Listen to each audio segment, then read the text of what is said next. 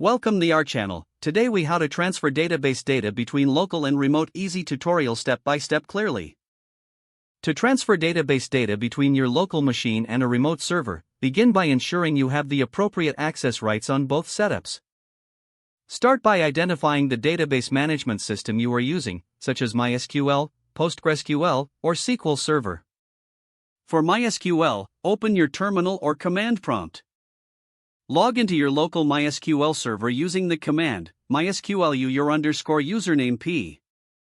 Next, select the database you want to export using the command use your _database_name.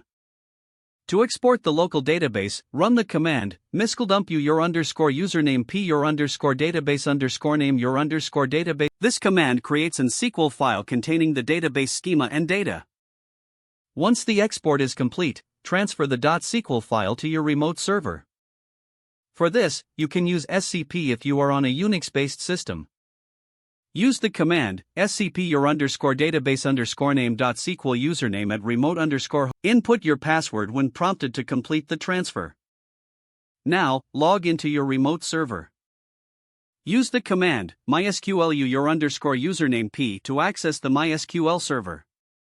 Create a new database on the remote server using the command create database new_database_name.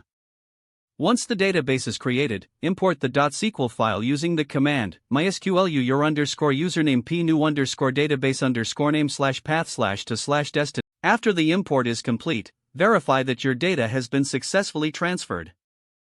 You can do this by selecting the respective database and running a few select queries. For PostgreSQL, the process is similar but with different commands. Open your terminal and log into your local PostgreSQL server using psqlu your_username d your_database_name.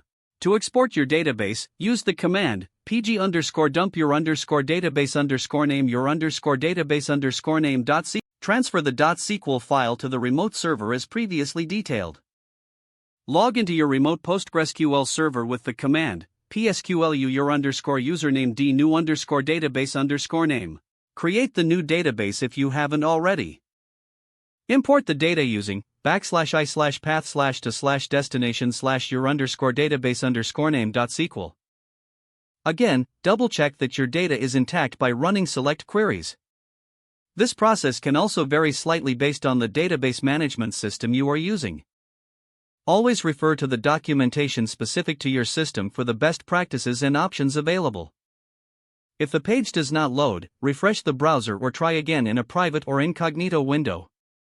Don't forget to like this video and subscribe to our channel for more step-by-step tech guides.